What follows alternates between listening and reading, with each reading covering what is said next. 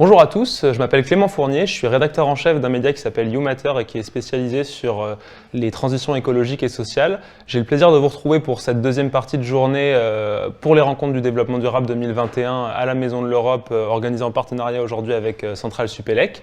On va vous parler aujourd'hui de transition écologique, de transition énergétique et de son lien en particulier avec la question de la justice sociale. J'ai le plaisir d'accueillir sur le plateau 5 intervenants qui vont pouvoir débattre de ce sujet. Je vais d'abord vous les présenter. Je commence par, à ma gauche, Gilles Béraud. Vous êtes délégué à la fondation, association Stop Exclusion Énergétique. À ma droite, Hervé Guéguen, vous êtes professeur à Centrale Supélec. Julien Marchal, vous êtes ancien conseiller politique sur les politiques environnementales de François Hollande et d'Emmanuel Macron et vous venez de sortir un livre, L'humanité au tournant pour un nouveau contrat social. Franck Billot, vous êtes directeur du réseau Ecohabitat et membre du réseau Ashoka. Et nous avons à distance Jean-Pierre Tardieu, qui est trésorier de l'Association française pour les Nations Unies. Je ne sais pas, oui, voilà, on vous voit, bonjour. Voilà, bonjour. Alors, on est aujourd'hui là pour vous parler d'un thème qui est de la transition énergétique. Est-ce que c'est une transition pour les riches? C'était le thème de cette conférence. On en a déjà un petit peu parlé ce matin. La transition écologique, la transition énergétique a des liens assez profonds avec les questions de justice sociale, la question de qui est riche, qui est pauvre, qui peut s'engager ou pas dans cette transition écologique. Mais j'aimerais qu'on commence peut-être par une question pour rappeler justement ces liens. Quand on pense à la transition écologique et à la transition énergétique en particulier, on pense à des problèmes techniques avant tout. On pense aux énergies renouvelables, à leur intermittence, on pense à produire de l'hydrogène vert, l'électrolyse de l'eau, enfin des problématiques assez techniques. Et pourtant, il y a effectivement des liens très profonds avec les questions sociales. Peut-être qu'on pourrait commencer par les rappeler et se demander pourquoi il y a un lien entre justice sociale et transition énergétique et transition écologique. Je ne sais pas si l'un de vous veut commencer, peut-être Julien, puisque vous avez l'air d'avoir le micro prêt à dégainer. Merci beaucoup. Bonjour à tous. Peut-être pour rappeler à quel point l'énergie aujourd'hui structure notre vie, à quel point c'est important dans le pouvoir d'achat des gens. Voilà, quelques chiffres sans vouloir assommer tout le monde. Aujourd'hui, la facture d'énergie des Français représente 10% de leur revenu en moyenne. Donc en moyenne, ça veut dire que pour certains ménages, c'est peut-être 20 à 30% de leur revenu qui part aujourd'hui pour se chauffer et pour rouler. Donc on voit que c'est considérable. C'est le deuxième poste de dépense derrière le logement. Et pour donner un deuxième chiffre, pour camper un peu le décor, la précarité énergétique aujourd'hui touche encore entre 10 et 15% des Français.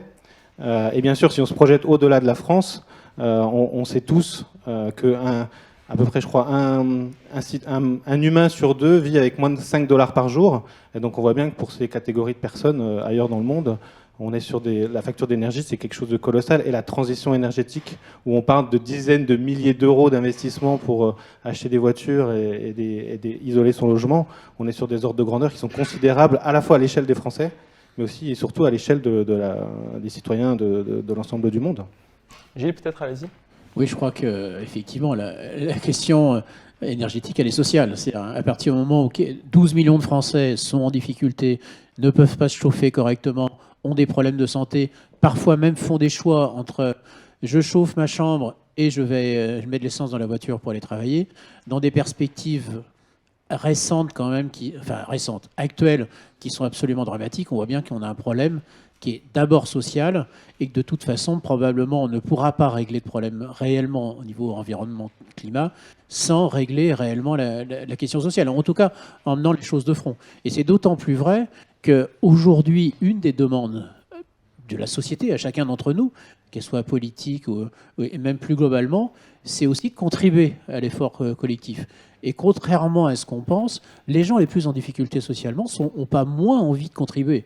Mais on arrive à un paradoxe aujourd'hui où certains qui sont en difficulté de vie, qui n'ont pas les moyens de se chauffer, qui ont de l'humidité chez eux, eux sont dans la culpabilité quand les gamins rentrent de l'école parce qu'ils ont eu un cours sur l'environnement, alors qu'une partie de la société qui va rouler en Tesla, qui vit dans un écoquartier, qui mange bio, peut s'endormir d'une façon tout à fait sereine en se disant voilà, j'ai été utile à la planète. Donc on est sur des logiques d'exclusion sur tous les plans et il ne peut pas y avoir une cohésion sociale si effectivement les gens à minimum n'ont pas chaud chez eux. L'habitat, c'est tout ça, mais c'est aussi la fierté d'être capable de loger ses enfants. J'ai une toute petite anecdote.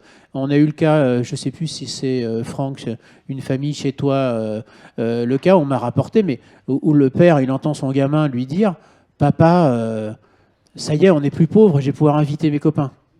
Mais derrière tout ça, ça veut dire que se joue la honte de ne pas recevoir les amis ou les parents parce que le logement est complètement dégradé, parce que ça donne l'impression d'être sale alors que c'est juste humide, et parce que la fierté de s'occuper bien de ses enfants, elle n'est pas là.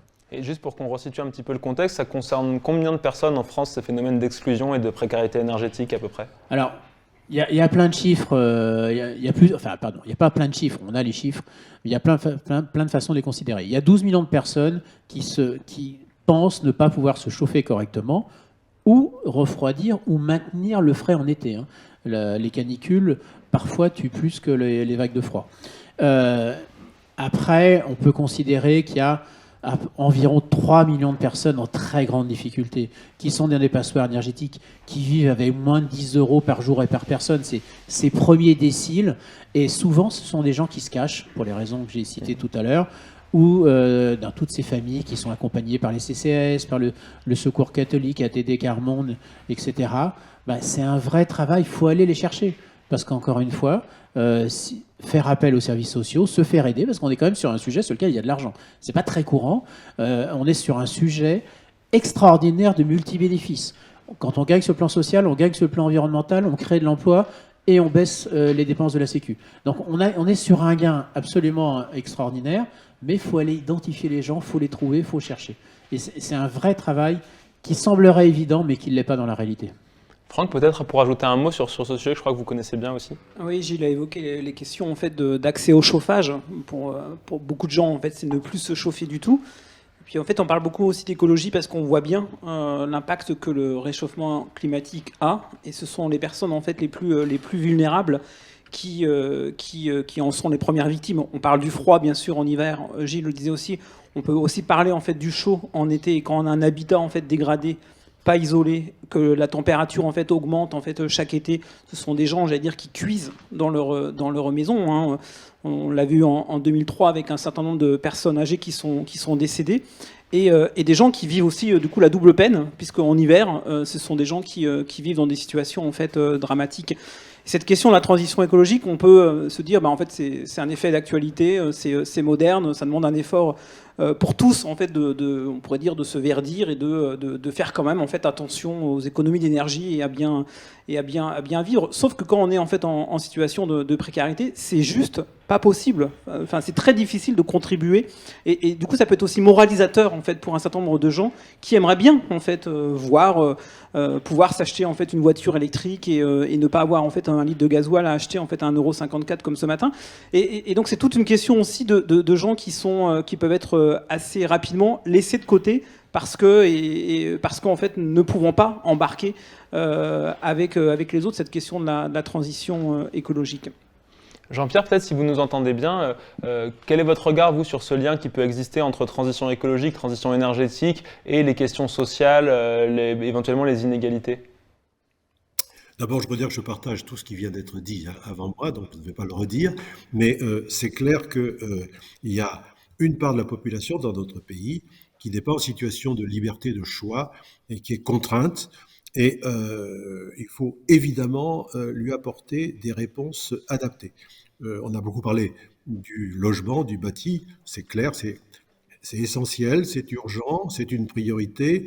Et là, effectivement, il y a convergence entre l'intérêt écologique de réduire la consommation d'énergie et la production de gaz à effet de serre et l'intérêt social pour toutes les populations qui sont concernées. Je voudrais ajouter, puisque je parle ici un peu au nom de l'Association française pour les Nations Unies, la dimension internationale du sujet, qui est qu'il y a aussi une forte inégalité entre les pays riches et les pays pauvres. Les premiers sont ceux qui ont le plus, jusqu'à présent, contribué à la production de gaz à effet de serre et donc au réchauffement, au dérèglement climatique. Ils sont maintenant rejoints par quelques grands émergents, dont la Chine, bien sûr. Mais encore aujourd'hui, ce sont les pays qui, globalement, ont la plus grande empreinte climatique.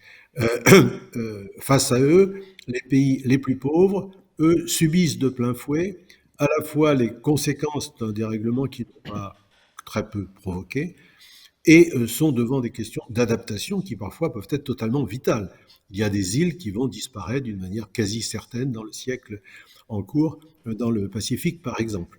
Il y a des gens dont les conditions de vie vont être affectées par la désertification par exemple, et qui vont devoir chercher ailleurs de quoi subsister.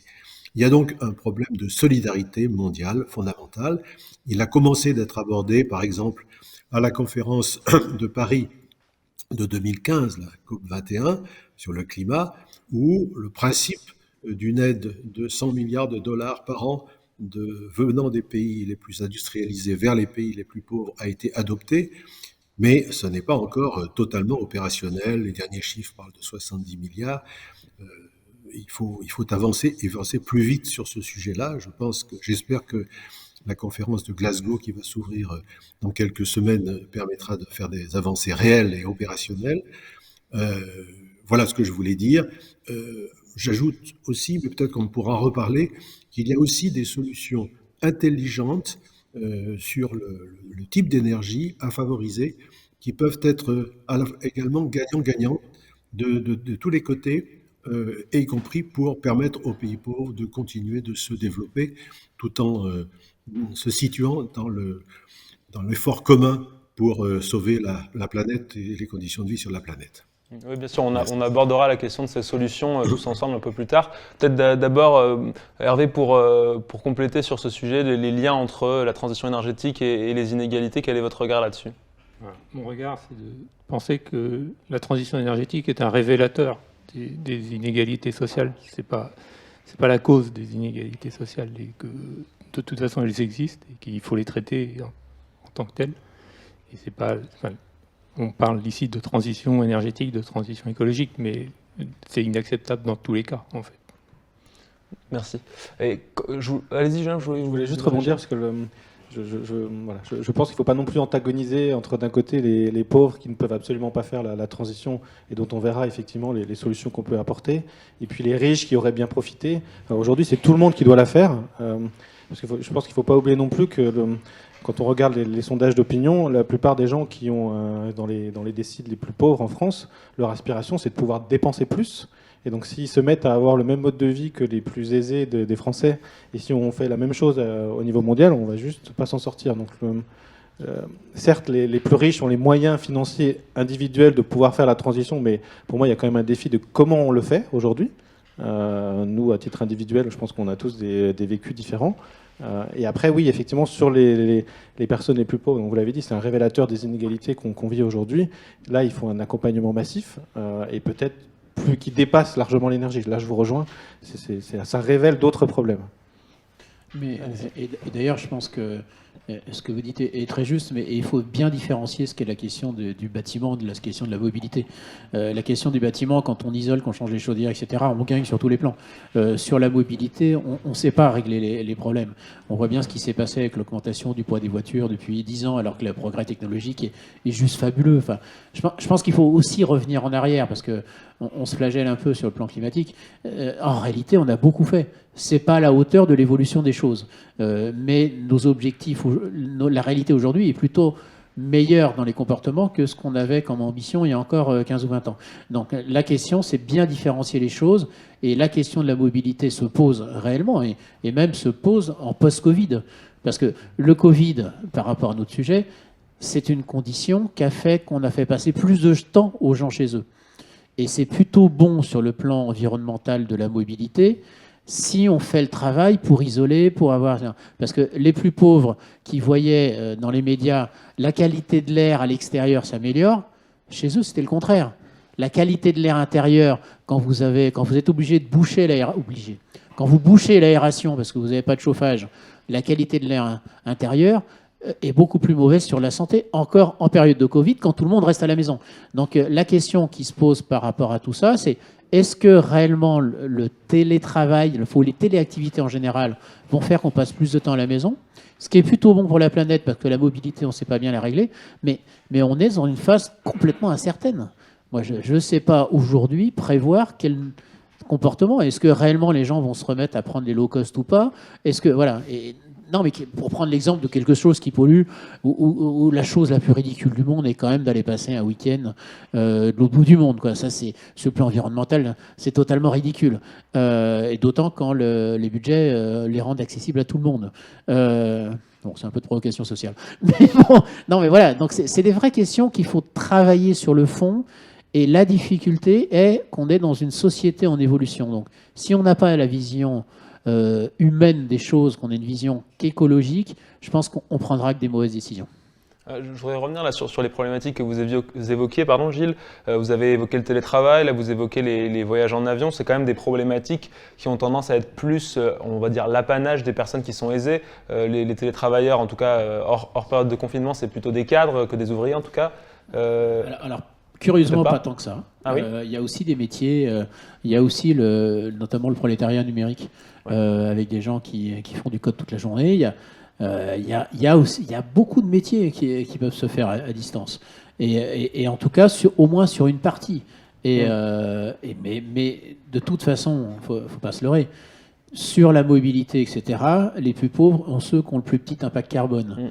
Je pense que le volet 2 du rapport du GIEC qui va arriver, notamment à travailler sur le coût environnemental des riches, etc. Enfin, je pense qu'on peut avoir des chiffres assez intéressants. C'était le sujet que je voulais qu'on évoque justement. Sur le bâtiment, là, on sait ce qu'il faut faire. Et pardon pour les plus âgés qui ont vécu le Grenelle, on a avancé clairement au moment du Grenelle de l'environnement sur le bâtiment. On n'a pas forcément tout mis en œuvre. Je me rappelle des annonces que faisait le président Hollande lors de la conférence environnementale, où on espérait 500 000 rénovations par an. C'est au premier. Et je ne suis pas en train d'accuser votre ancien patron. Bien au contraire. La question, c'est qu'on n'y est pas arrivé. Donc la question, c'est comment maintenant on va y arriver. Et le bâtiment, on sait faire, les résultats sont là, c'est une question d'argent, mais pas seulement, c'est une question de compétences, de formation, etc. C'est surtout une question de comment on fait ensemble, comment on monte des partenariats publics-privés, comment on passe de l'envie politique à des projets opérationnels nombreux. On est ici pour parler des ODD. Dans les ODD, il y a le plus important, c'est le 17e. C'est celui qui fait qu'on est capable de justement mêler tout ça ensemble et créer ces alliances de terrain qui font qu'on a du résultat, quoi. Allez-y, Franck. Ouais, j'avais envie de vous répondre en fait en disant, je suis pas sûr en fait qu'on doive se placer du côté de la peur. Et si les pauvres en fait demain se mettent à consommer et à vouloir tous des smartphones et avoir des ordinateurs, de toute façon aujourd'hui la question de la pauvreté elle a un coût aujourd'hui pour les gens qui sont en situation de précarité énergétique notamment. Elle a un coût sur les questions de santé, on le sait. On va pas parler non plus de la question du bien manger en fait, de la malbouffe. Donc elle a un coût sur les questions alimentaires pour des familles très modestes qui n'ont pas le choix, pas toujours en tout cas économique, d'aller acheter des produits en fait on va dire bio, écolo, locaux, etc., etc. La question des personnes âgées qui sont dans leur logement insalubre ou qui cuisent en fait, j'ai envie de dire en fait l'été, ça a un coût sur les questions aujourd'hui, enfin demain en tout cas pour la question sur les questions de maisons de retraite, d'EHPAD. Donc cette question du coût, on pourrait aussi se poser la question comment pour les générations en tout cas à venir éviter que ce coût en fait vienne de toute façon à nous péter à la figure parce que nous en fait voilà peut-être cadre moyen on n'a pas pris en fait les bonnes décisions à un moment donné pour embarquer en fait ces personnes qui sont en situation de vulnérabilité, de fragilité et qui se disent bah moi la transition écologique en fait c'est juste pas pour moi quoi. C'était un peu la thématique que je voulais aborder. Est-ce qu'on est capable aujourd'hui d'identifier qui sont justement éventuellement ces riches qui ont un mode de vie très polluant et d'un autre côté ces pauvres qui ont un mode de vie aussi polluant mais souvent malgré eux? Est-ce qu'on est capable de bien les identifier, de bien les repérer pour les accompagner? Alors les uns dans une transition vers le haut qui améliore leur niveau de vie, qui améliore leur efficacité énergétique, leur efficacité écologique, et les autres, les plus riches, peut-être vers une forme de sobriété qui leur permette de réduire leur impact carbone. Est-ce qu'on sait les identifier, ces populations, ces riches, ces pauvres? C'est qui? C'est les 1%, les 5%, les 10%? Est-ce qu'on a une idée de ça peut-être? Je ne sais pas si Jean-Pierre...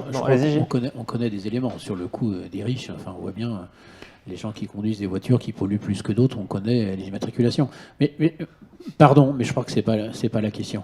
La question, c'est qu'est-ce qu'on fait pour gagner? Voilà. À chaque action, parce qu'il y a un vrai danger de cohésion sociale. Et quand je parlais du coût environnemental des riches tout à l'heure, je suis quand même aussi inquiet. Moi, j'ai pas envie qu'on caillasse des voitures parce qu'elles polluent plus que d'autres. D'ailleurs, des fois, il faut regarder de près. Hein. Parce que la question, c'est que le vieux diesel, machin, la très vieille voiture peut polluer beaucoup moins que la BM de dernière génération. Donc, en fait, il faut regarder les chiffres, il faut être dans le concret. Mais surtout, il faut arrêter de vouloir dresser les gens les uns contre les autres. La question, c'est de s'y mettre tous. Comment aider la personne qui a un peu plus de moyens à faire que il voyage un peu moins, ou si il aime aller au Portugal, qu'il y aille 15 jours, 3 semaines, au lieu d'y aller 4 fois dans l'année. Enfin, vous voyez, il faut accompagner les gens, il faut absolument soutenir, et après il y a de la prise de conscience qui peut se faire. Et les gens les plus en difficulté, effectivement, une des façons de faire, ça peut être aussi d'être plus solidaire, de régler, comme le disait Franck tout à l'heure, quand quelqu'un chez qui on fait des travaux, il y a souvent un problème de mobilité. Est-ce qu'on peut pas trouver une solution de véhicule électrique prêté? Voilà. Mais c'est toute la difficulté sociale quand un sujet balaye les choses d'une façon aussi large. Quand on a quelque chose d'assez pointu à régler, finalement, c'est plus facile. Quand on fait quelque chose regardez ce qui se passe sur la précarité énergétique dans une collectivité. Là, on organise nos trophées, là, Stop Exclusion énergétique en ce moment. Il y a beaucoup de collectivités qui sont impliquées. Mais dès qu'on touche à la précarité énergétique, il y a la question sociale, la question énergétique, la question de la mobilité, le bâtiment. On ne sait pas bien faire du transversal, on ne sait pas bien faire de l'ODD 17. Peut-être pour rebondir là-dessus, je pense qu'on est tous d'accord pour dire que c'est un modèle de transformation. Il faut qu'on transforme notre modèle de consommation, que ce soit les gens qui ont plus d'argent, que ce soit les gens qui ont moins d'argent. Je pense que quand on en est à la conduite du changement, finalement, c'est ça que la puissance publique doit faire aujourd'hui. Les instruments sont différents d'une catégorie à l'autre. Alors, il se pose la question que vous avez évoquée de est-ce qu'on est capable de bien identifier les actions à mener et pour chacune des catégories. Et effectivement, il y a des changements, y compris donc chez les ménages les plus pauvres. Il va falloir soutenir massivement. Moi, je suis très agréablement surpris, et je pense comme beaucoup, du succès de MaPrimeRénov', qui est un moyen de rénover les logements avec un taux de subvention qui est pas loin de 100% et qui marche très bien. Et y compris sur la ventilation sociale par rapport au crédit d'impôt transition énergétique qui existait il y a quelques années. MaPrimeRénov', aujourd'hui, elle touche des déciles, donc des gens qui sont beaucoup moins aisés que ce que touchait le crédit d'impôt transition écologique. Donc, de ce point de vue-là, c'est un meilleur outil. C'est ce genre d'outil qui, probablement, il faut démultiplier sur les catégories les plus pauvres. Néanmoins, comme vous l'avez remarqué, vous l'avez dit très justement, il faut transformer le modèle globalement. Donc, il y a des modes de consommation de tout le monde qui vont devoir soit baisser, soit être repensés. Est-ce que les voitures électriques Tesla, qui font presque 2 tonnes, sont le modèle de transport individuel qu'on veut pour l'avenir? Je pense que c'est des questions comme ça qu'il faut se poser. Et si ce n'est pas celle-là, comment on peut alléger le poids des véhicules? Comment la technologie peut être mise au service de cette transition et pas l'inverse? Voilà, pour moi, la conduite du changement, c'est le sujet le plus compliqué que la puissance publique doit adresser aujourd'hui.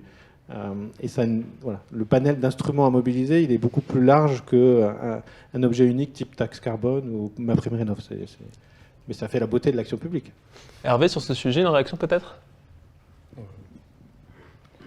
Je pense que la difficulté, elle est liée à la complexité. C'est-à-dire qu'on n'est pas dans du monocritère, et donc c'est toujours compliqué. Comme vous le disiez, est-ce qu'une voiture récente pollue moins qu'une vieille voiture? Sur le cycle de vie, c'est pas évident. Sur le type de matériaux utilisés, c'est pas évident. Sur la technologie utilisée, c'est même pas évident. Donc la difficulté, c'est que l'énergie est à la base de tous nos systèmes modernes.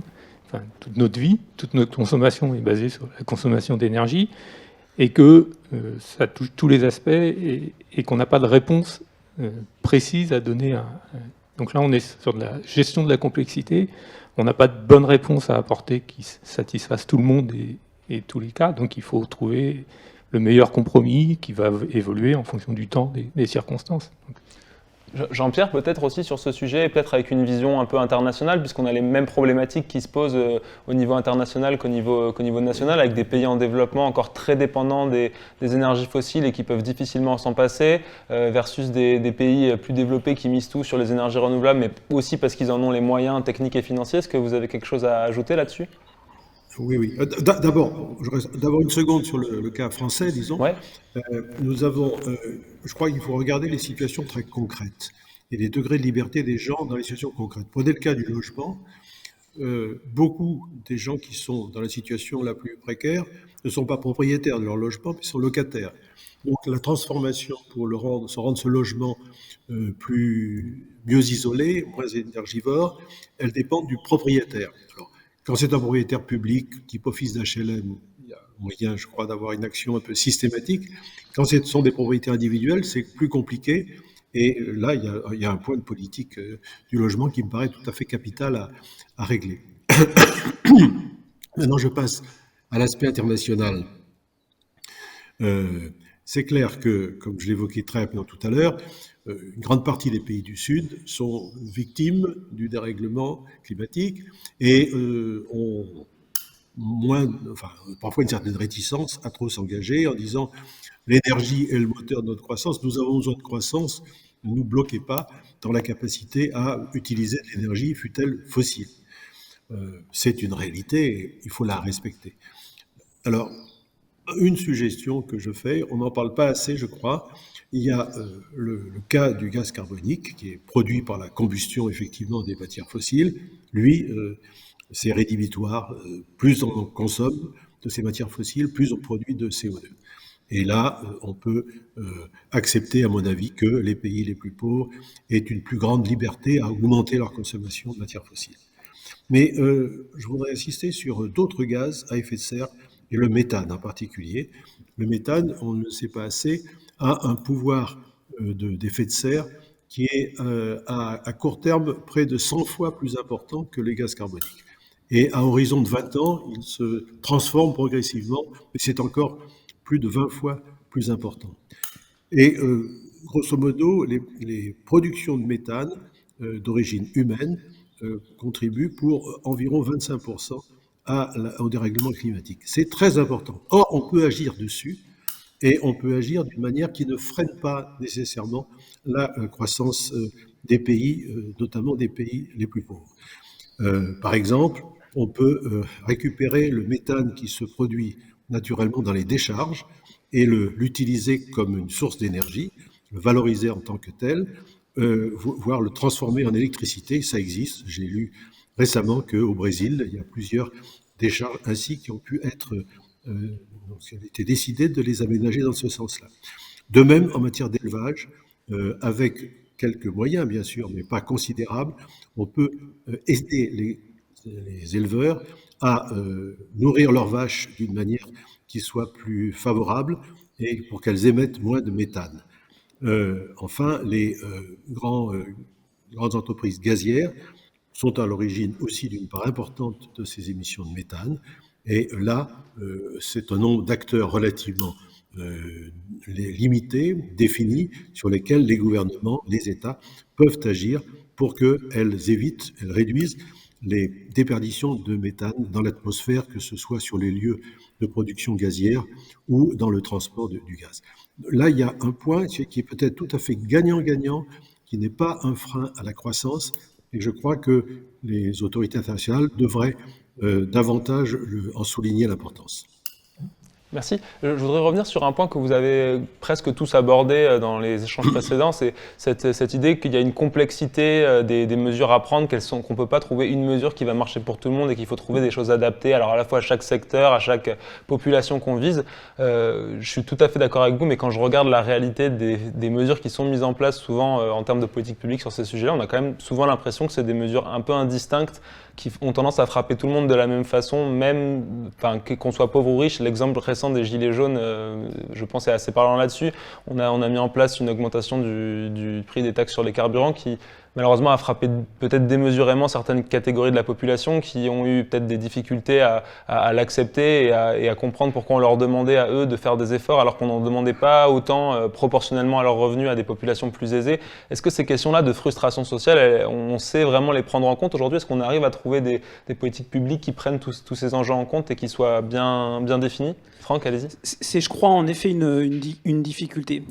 Sur le terrain, en fait, quand on accompagne des gens en situation de précarité énergétique, on voit bien qu'on est obligé d'aborder la question sociale des personnes, c'est-à-dire la question financière. Il n'y a pas de travaux d'amélioration de l'habitat si on ne va pas chercher 50 000 euros en fait, pour faire un bouquet global de travaux.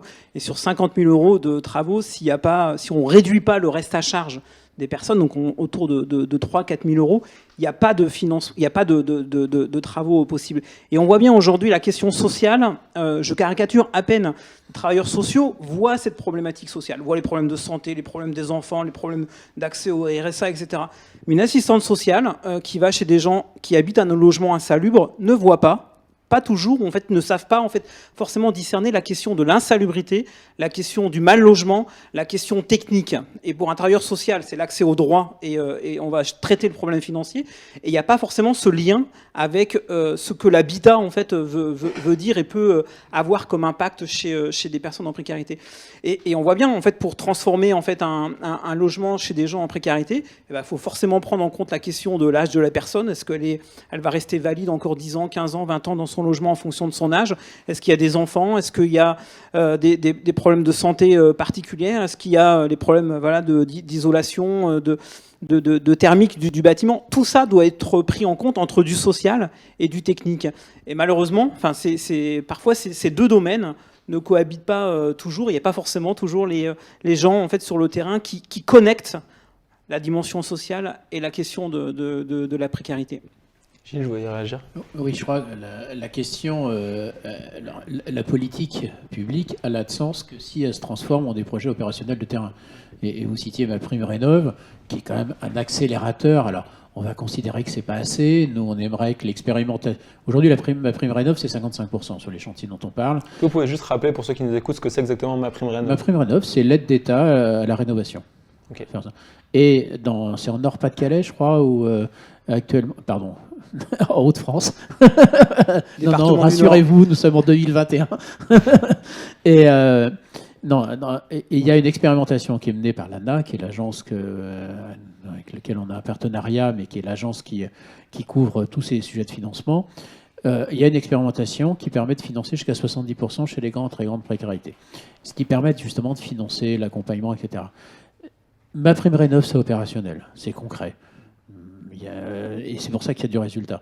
La question, c'est comment les acteurs qui mènent... Parce que les choses ne se font pas tout seuls. Il ne suffit pas de dire « je fais une aide ».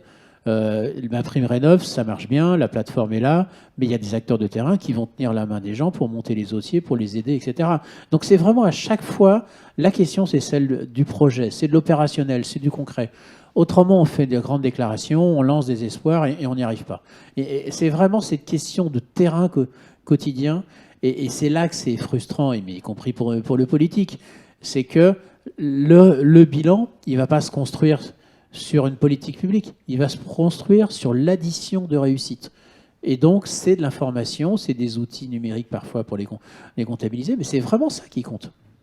Pour rebondir là-dessus, parce que je pense que c'est très vrai, aujourd'hui on est passé d'une logique d'annonces qui pouvait prévaloir il y a 10-15 ans quand le sujet était quand même relativement secondaire. On faisait des annonces, puis on regardait, on se préoccupait assez peu de savoir ce qui allait se passer. Aujourd'hui, avec différents instruments comme le Haut Conseil pour le climat, le GIEC, etc., on est dans une logique de résultat. C'est-à-dire l'homme politique, il est jugé sur est-ce que les factures d'énergie des gens, elles baissent vraiment? Est-ce que le nombre de rénovations, il est suffisant? Est-ce que le nombre de véhicules thermiques, il décroît? On est capable de mesurer tout ça. Et aujourd'hui, les gens sont inquiets quand ils voient que les résultats ne suivent pas le rythme qu'il faudrait. Après, moi, je pense qu'on a quand même beaucoup progressé pour aborder un second sujet sur les transports.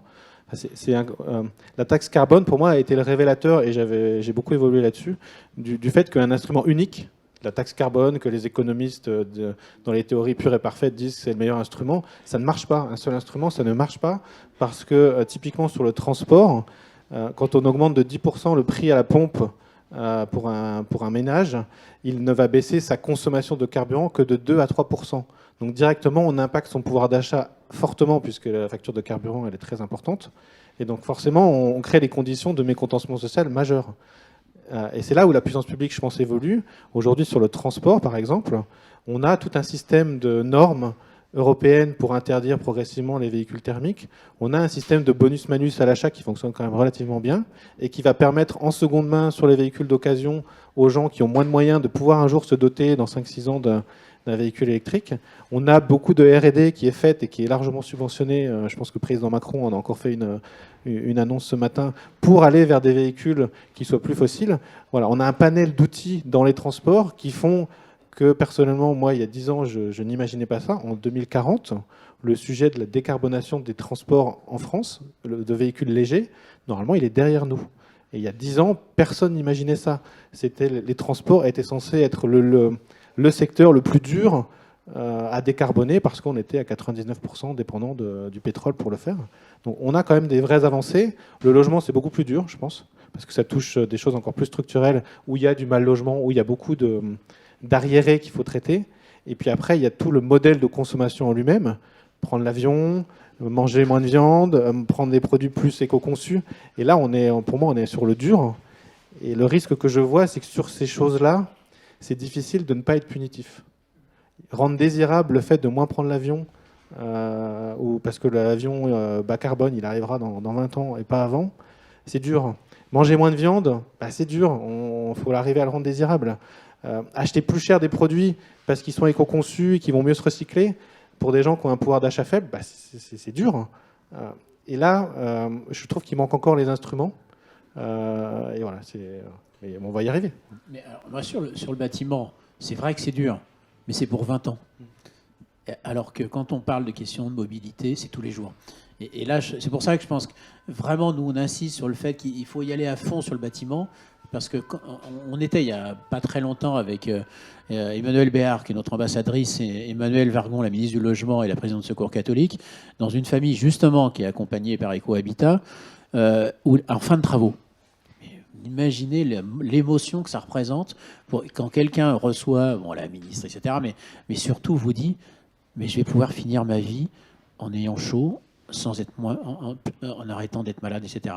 Et là, cette notion d'investissement dans le temps, mais c'est aussi ça qui crée de la difficulté, parce que c'est de l'investissement lourd dans le temps, c'est plus compliqué à déclencher, alors que ça devrait être quand même une priorité. Et le deuxième point par rapport à ce que vous venez de dire, c'est effectivement les questions d'acceptabilité, quoi. Parce que c'est bien gentil de dire on va interdire ça. Moi, il y a un truc qui m'insupporte en ce moment, c'est qu'il n'y a plus une carte graphique pour les gamins qui veulent jouer. Alors on peut critiquer les jeux vidéo si vous voulez, mais que ces cartes graphiques elles servent à fabriquer des bitcoins, alors que c'est des cartes graphiques qui consomment jusqu'à certaines 1 kW de l'heure. Peut-être là, il y a peut-être des choses à interdire. Mais c'est trop facile de dire on va interdire. Mais comment on fait? Les gilets jaunes, c'est pas une crise de la taxe carbone, c'est une crise de je ne veux pas qu'on m'interdise. C'est une crise d'acceptabilité. Sur le fond, tout le monde est à peu près conscient que les moteurs thermiques, ça a des impacts sur la santé, et qu'il faut une contribution. La question, c'est sa liberté individuelle, ma liberté de me déplacer. Moi, je vis dans le sud-est de la France, dans un espace de campagnard. La voiture, c'est quand même un vrai sujet, quoi. Et alors mes enfants adolescents, eux, leur autonomie, c'est leur véhicule individuel. J'en ai un autre qui vit en ville, il a un vélo, il est content avec, il a une carte de bus, quoi. Donc il y a vraiment, c'est ça, c'est ces crises-là de transformation, mais c'est exactement ce que vous disiez tout à l'heure. On a un problème de transformation, ça pose des questions d'acceptabilité et ça pose des questions de temporalité parce qu'il faut quand même un retour sur investissement, quoi. Et du coup, est-ce que quelque part, on n'est pas en train de se tromper de combat quand on met tout dans le véhicule électrique qui va surtout être acheté par des familles plutôt aisées dans les villes? Et est-ce qu'on ne ferait pas mieux de développer des systèmes pour permettre aux gens de se déplacer sans voiture? Je ne crois pas du tout que c'est un problème de riche, le véhicule électrique. Aujourd'hui, c'est rare les véhicules électriques. Aujourd'hui, oui. Marché. Mais si on réfléchit en coût global, quand c'est 1 euro le plein et quand c'est 80 ou 90 euros, c'est pas pareil, hein. C'est encore une fois une question de temporalité et d'investissement. Après, je ne sais plus qui parlait de la Tesla tout à l'heure. La Tesla, c'est 800 kg de batterie lithium. Il faudra m'expliquer l'intérêt écologique de la chose, quand même. Donc, mais l'hydrogène apporte une solution. Il faut investir dans l'innovation. Enfin, il faut inventer et surtout pas croire que l'innovation, c'est que pour les riches. Peut-être pour renchérir là-dessus, ceux qui achètent des véhicules neufs aujourd'hui, c'est quand même plutôt, statistiquement, c'est quelqu'un qui a plus de 60 ans, qui est plutôt cadre, qui vit plutôt en milieu rural. Et donc après, il y a tout un ruissellement qui se fait par les ventes de véhicules d'occasion. Et ça, les chiffres que je viens de donner, c'est pour les véhicules essentiellement thermiques, puisqu'aujourd'hui, on vend encore 80%, je crois, des véhicules neufs sont des véhicules thermiques. Donc il n'y a pas de raison que le véhicule... il ne faut pas blâmer le véhicule électrique parce qu'il n'est acheté que par des riches. C'était déjà le cas des véhicules thermiques. Voilà, il faut faire la bascule. Il se trouve que c'est les plus riches qui peuvent les acheter, tant mieux. Après, l'expérience montre que voilà, depuis le passé, on vivait très bien dans ce système-là avec des véhicules thermiques, donc il n'y a pas de raison que ça change. Et puis, je pense qu'aussi, il y a beaucoup de choses qui ont changé au-delà du véhicule individuel. Le télétravail réduit la demande de mobilité. Le développement du vélo, c'est quand même une réalité dans beaucoup de métropoles. Le covoiturage a un peu encore du mal à se développer, mais il existe. Il y a d'autres solutions qui ont émergé que seulement le véhicule individuel. Après, c'est sûr qu'à la campagne, ayant beaucoup vécu mon enfance moi, dans un milieu rural où j'allais dans une grande ville tous les jours, sans voiture, on ne fait rien. Donc, voilà, encore une fois, les solutions sont différentes d'une catégorie de personnes à l'autre. Je pense que le transport est pour le coup l'endroit où les progrès sont les plus significatifs. Sur d'autres sujets, pour moi, on n'a pas encore inventé tous les outils, mais on va y venir. Il y a juste la question du financement, je pense, à la fin qu'il faut se poser. Vous l'avez très justement dit, quand on investit dans des technologies propres comme l'isolation de son logement, c'est pour 20 ans. Tout le monde ne peut pas le faire, donc forcément, à un moment donné, la puissance publique doit se substituer au moins un temps pour prêter l'argent pour que la personne puisse le faire. Or, on sait tous que l'état des finances publiques, il est ce qu'il est. On a eu un quoi qu'il en coûte pour des raisons sanitaires. La formule d'un quoi qu'il en coûte climatique, qui est aujourd'hui en discussion au niveau européen, je pense mérite d'être creusée. On va devoir investir pour l'avenir. Peut-être que ça va faire déraper les déficits temporairement, mais en même temps, il y a un retour sur investissement à long terme. Pour moi, c'est une question qu'on ne peut pas éluder et sur laquelle je pense que ne faut pas que ça devienne un verrou, l'argent, aujourd'hui. Jean-Pierre, peut-être pour réagir sur cette question à la fois des outils et trouver les outils les plus pertinents, les plus adaptés aux différentes problématiques, aux différentes cibles, et puis éventuellement sur la question du financement, est-ce que vous avez des éléments à ajouter ? Oui, une petite réflexion sur... Il y a plusieurs outils pour avoir une politique environnementale. Il y a les investissements publics, c'est clair, on vient d'en parler, et ils sont tout à fait centraux, notamment dans la question du bâtiment, c'est clair. Il y a les normes pour faire évoluer, par exemple, les véhicules qui soient demain beaucoup moins producteurs de gaz à effet de serre. Et puis, il y a les incitations. Et sur les incitations, on a probablement péché pendant un certain nombre d'années sur le manque de conscience de la différence des situations. Le cas typique était la taxe carbone appliquée effectivement au carburant, qui a plongé une partie importante de la population, vous l'avez tous dit, dans le monde rural, périurbain, etc., dans des situations extrêmement difficiles et donc avec des réactions parfois très, très vives. L'incitation taxe carbone, elle a tout son sens pour des gens qui ont le choix.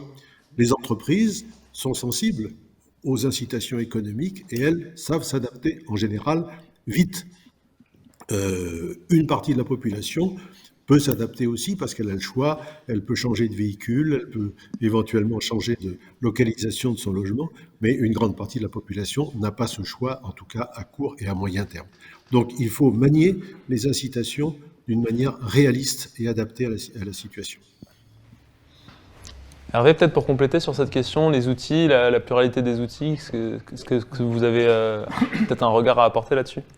Alors moi, je vais avoir un regard plus technicien, puisque je suis une formation ingénieur. Je pense que non, il y a tous ces aspects humains, il y a tous les aspects sociaux, mais il y a aussi les aspects d'innovation. C'est-à-dire qu'on a encore beaucoup de gains à faire et que gagner 10% de rendement sur un moteur, c'est déjà ça de moins à payer. Et plus on fait des gains technologiques de rendement et d'efficacité, et plus on aide dans la transition énergétique. Donc dans tous ces instruments, il ne faut pas oublier l'innovation et l'amélioration des rendements. On en parlait ce matin, fournir des solutions qui sont acceptables et acceptées et co-construites avec les utilisateurs. Ça ne sert à rien de mettre un système numérique super performant dans un habitat si personne ne s'en sert et si les gens n'ont pas envie de s'en servir. Donc il faut trouver le bon équilibre entre l'efficacité énergétique, entre l'innovation et l'utilisation. Allez-y, pour rebondir là-dessus, parce que c'est un des chapitres que j'aborde dans le livre que je viens de publier sur comment remettre la technologie au service du progrès. Alors je suis pro-innovation et je pense que vous avez entièrement raison. L'innovation permet des choses sans lesquelles on ne pourra pas faire la transition écologique, c'est évident. Le plastique biosourcé, il y a 20 ans, ça n'existait pas. Les véhicules électriques, c'est pareil. Les éoliennes, voilà, il y a 40 ans, ça n'existait pas. Voilà. Certaines innovations ont des usages qui sont très bénéfiques. D'autres, je pense que vous avez cité le Bitcoin tout à l'heure, je pense que c'est un très bel exemple. On peut clairement questionner l'intérêt, voire même est-ce que c'est favorable ou défavorable à certaines innovations sont défavorables, de mon point de vue, à la transition écologique. Et dans le chapitre du livre que j'aborde, comment la puissance publique ou nous-mêmes en tant que société, parce que tout ne dépend pas de la puissance publique, pouvons essayer de guider les usages de la technologie pour le progrès. Et je pense qu'aujourd'hui, quand on se confronte à la finitude de notre planète, on va devoir donner de plus en plus de signaux pour guider les usages de la technologie et l'innovation vers des choses dont on pense qu'elles résolvent des vrais problèmes. Et quand je vois, et ça, clairement, c'est les choix moraux. Et quand je vois certains milliardaires aujourd'hui qui inventent des nouvelles technologies pour aller faire du tourisme spatial, clairement, les jeunes, il y a certains jeunes qui ont exprimé leur colère, voilà, parce qu'ils jugent que ce genre d'usage de la technologie est néfaste. Voilà, peu de gens finalement, en termes d'hommes politiques ou même de scientifiques, les ont critiqués.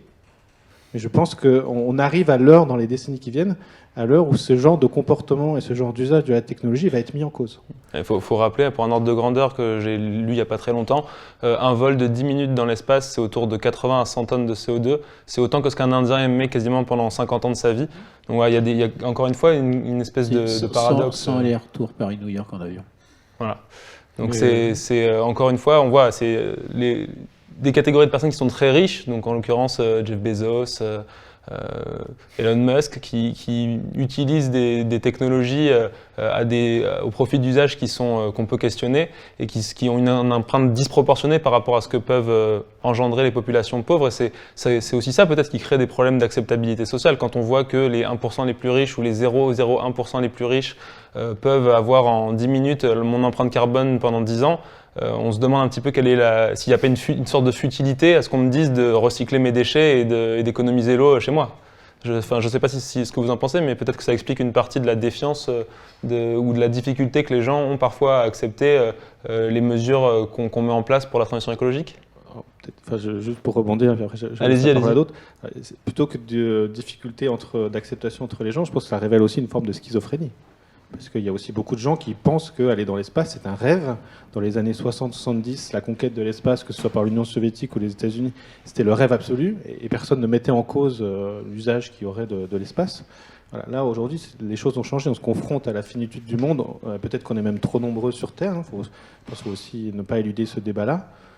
Et donc, ces usages qui, individuellement, il y a 40 ans, auraient choqué personne, aujourd'hui, ils vont choquer parce qu'on sent qu'on est en train de partager une ressource finie et qu'il y a une petite partie des gens qui en ont beaucoup. Mais la schizophrénie, c'est qu'il y a d'autres personnes qui voudraient les copier. Et aujourd'hui, quand on est tous à regarder Netflix chez nous en haute définition, est-ce qu'on est prêt à s'en passer pour des raisons climatiques ou à payer quelques euros plus cher? Je ne suis pas sûr. Voilà, donc on prenait l'exemple des milliardaires parce qu'il est très symbolique. Mais à notre échelle, on a aussi, je pense, des comportements qu'on va devoir modifier et qui révèlent une forme de schizophrénie, parce que le coût de changement peut être très élevé aujourd'hui. Mais est-ce qu'il n'y a pas quelque part un devoir d'exemplarité de ces populations les plus favorisées dans le fait de limiter leur niveau de vie pour respecter les limites planétaires? Peut-être Gilles, allez-y. Vous êtes super optimiste. Non, mais non, peut-être je ne dis pas qu'ils vont le faire de même. Non, mais je crois que c'est aussi plus simple que ça. Mais vous parliez de rêve, moi c'est mon rêve de gamin, quoi. Aller dans l'espace? À 10 ans, non seulement j'en rêvais, mais j'étais sûr que j'y arriverais. Bon voilà, 10 ans, c'est juste après le premier homme sur la Lune. Oui. Ouais, vous pouvez calculer mon âge. Mais c'était juste mon rêve, quoi. Mais aujourd'hui, alors après, c'est compliqué parce qu'il est assez peu probable, en tant que patron d'association, que je dispose du budget pour aller prendre une place. Mais même, je crois que vraiment, honnêtement, malgré ce rêve de gamin, j'irais pas si on m'offrait le billet, parce qu'il y a eu quelques billets d'offert, etc. Je pense que c'est juste pas possible. Et j'ai rien contre la station spatiale. Je pense que ça nous fait avancer. Mais ça nous fait avancer. C'est pas du loisir. Mais c'est du même ordre, effectivement, que les choix quotidiens. Est-ce que je disais tout à l'heure, est-ce que je vais passer le week-end, etc. Il y a un moment, il va falloir choisir, quoi. C'est trop facile autrement. Allez-y, Franck. Là, on se place du côté en fait des riches. Est-ce que c'est un rêve ou est-ce qu'au contraire, ça doit susciter de l'indignation? Moi, j'ai pas Netflix. Est-ce qu'on peut baisser un peu les lampes, et je suis plutôt du côté de l'indignation. Tout comme, je pense que, moi je le vois, je rencontre des gens en précarité qui n'imaginent pas voilà, qui se refusent à imaginer que c'est possible d'isoler leur logement et d'accéder à un minimum de confort en 2021 pour vivre, non pas avec 21, mais avec 19 degrés dans un logement qui est salubre. Moi, j'ai envie de pousser à l'indignation. C'est aussi une question de changement de regard. Donc, Gilles rêve d'aller sur Mars, moi, pas du tout. Je rêvais. Et tu rêvais.